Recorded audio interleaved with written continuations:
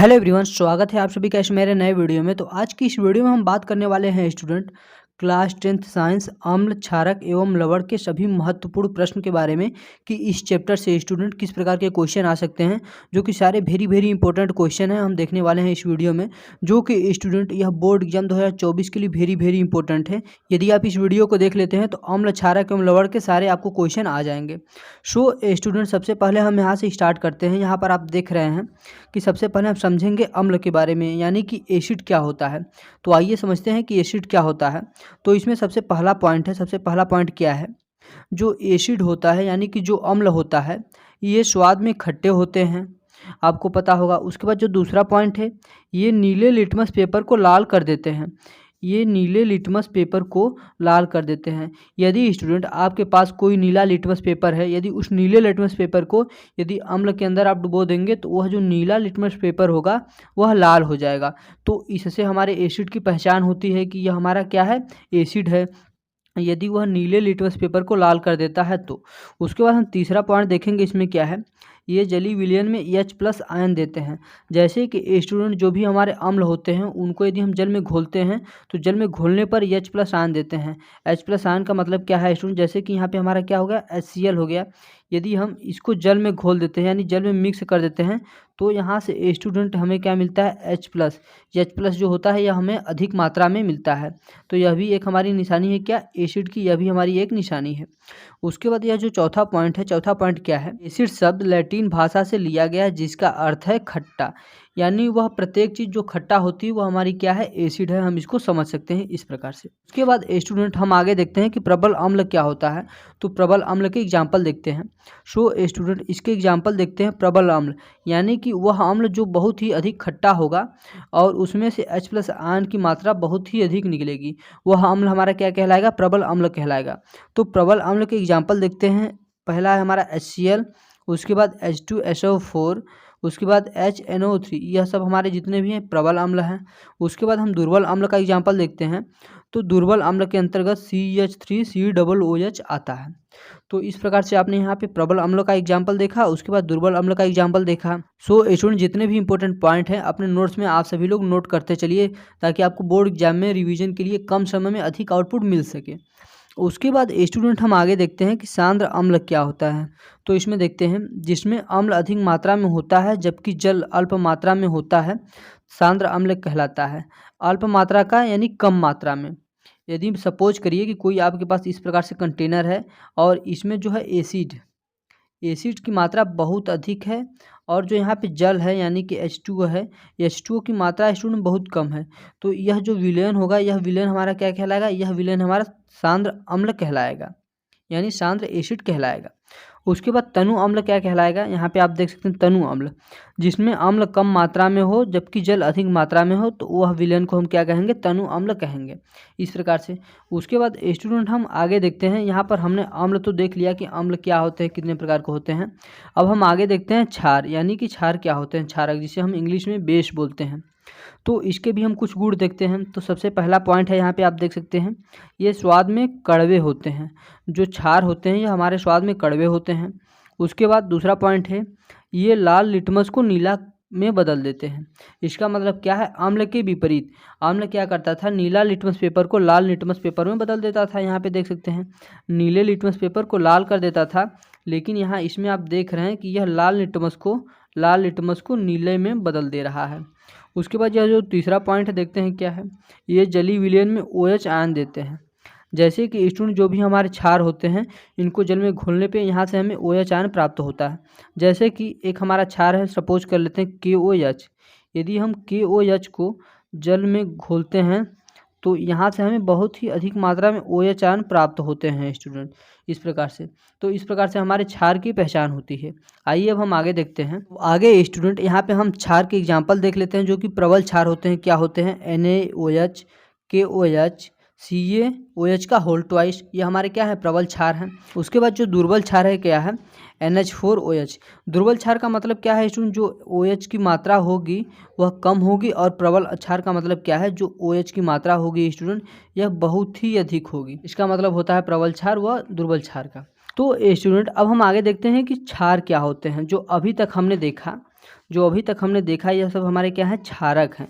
तो अब हम देखते हैं क्षार क्या है। जल में घुलनशील क्षारक को क्षार कहते हैं।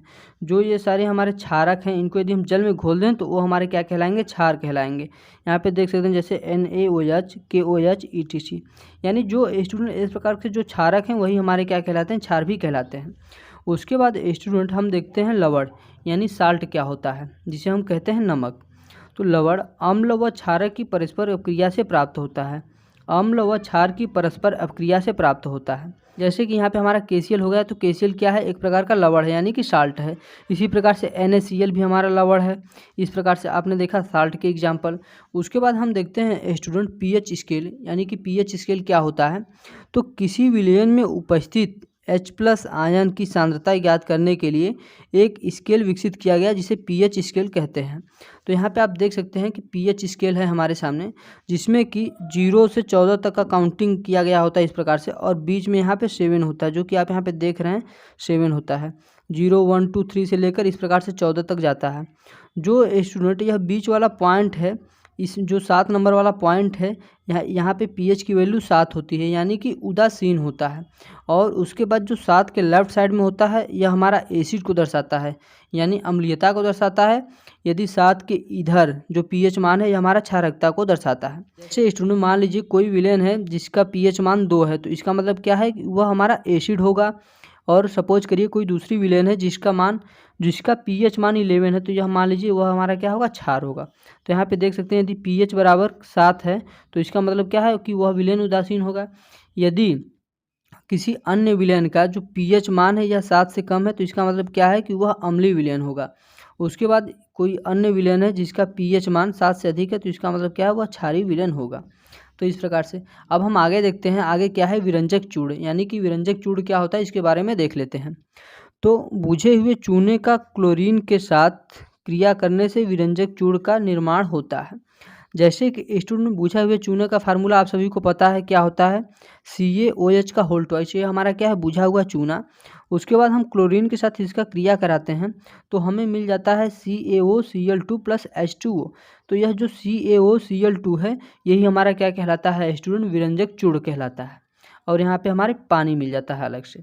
तो उसके बाद स्टूडेंट आइए अब हम आगे देखते हैं, जो विरंजक चूर्ण होता है उसका प्रयोग कहाँ कहाँ किया जाता है, हम देखते हैं यहाँ पे उसका हम उपयोग देखते हैं। तो जो सबसे पहला पॉइंट है यहाँ पे क्या है, वस्त्र उद्योग में, यानी कि जहाँ पर कपड़ा बनाया जाता है वहाँ पे विरंजक चूर्ण का प्रयोग किया जाता है। उसके बाद जो दूसरा पॉइंट है, कागज की फैक्ट्री में लकड़ी के मज्जे को साफ करने के लिए विरंजक चूर्ण का प्रयोग किया जाता है। उसके बाद जो तीसरा पॉइंट है, तीसरा पॉइंट क्या है, रासायनिक उद्योगों में एक उपचायक के रूप में भी इसका प्रयोग किया जाता है। उसके बाद जो चौथा पॉइंट है, यह सारे पॉइंट स्टूडेंट आपको अपने नोट्स में नोट करना है ताकि बोर्ड एग्जाम में कम समय में अधिक से अधिक आप रिवीजन कर सकें। चौथा पॉइंट है, पीने वाले पानी को जीवाणुओं से मुक्त करने के लिए रोगाणुनाशक के रूप में, यानी यदि पीने वाली पानी में गंदगी है तो हम क्या करते हैं, जीवाणुओं से मुक्त करने के लिए इस विरंजक चूर्ण का प्रयोग करते हैं। उसके बाद स्टूडेंट हम आगे देखते हैं धोने का सोडा। तो धोने का सोडा क्या होता है, उसका फार्मूला क्या होता है, Na2CO3.10H2O। तो धोने के लिए स्टूडेंट हमें पानी की आवश्यकता होती है, तो यहाँ पे क्या लग गया, .10H2O, यानी कि जो पानी के मॉलिक्यूल होंगे वो हमारे 10 होंगे। तो फार्मूला हो गया Na2CO3.10H2O। यह हमारा फार्मूला क्या होता है, धोने का सोडा। उसके बाद हम इसका आगे देखते हैं कि यह किस प्रकार से बनाया जाता है। तो सोडियम कार्बोनेट के पुनः क्रिस्टलीकरण से धोने का सोडा प्राप्त होता है। यह एक क्षारकीय लवण है। यह जो धावन सोडा होता है यह हमारा क्षारीय प्रकार का लवण होता है। तो यहाँ पे देख रहे हैं ये हमारा क्या है, सोडियम कार्बोनेट Na2CO3, यहाँ पर भी है सोडियम कार्बोनेट प्लस 10H2O से हम जब अपक्रिया कराते हैं तो यह हमें प्राप्त हो जाता है Na2CO3.10H2O। इसे ही हमारा क्या कहलाता है, धोने का सोडा। तो इसका उपयोग हम देख लेते हैं, धोने का सोडा का कहाँ कहाँ किया जाता है।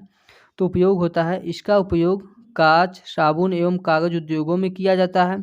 और जो दूसरा है क्या है, इसका उपयोग बोरेक्स के उत्पादन में होता है। और जो तीसरा है क्या है, इसका उपयोग घरों में साफ सफाई के लिए होता है। जैसे कि आप जो धावन सोडा का प्रयोग देखते हैं कपड़ा वगैरह साफ करने के लिए किया जाता है।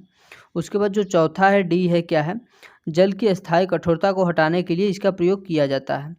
तो इस प्रकार से स्टूडेंट आपने देखा आम्ल क्षारक लवण के सभी इंपॉर्टेंट पॉइंट।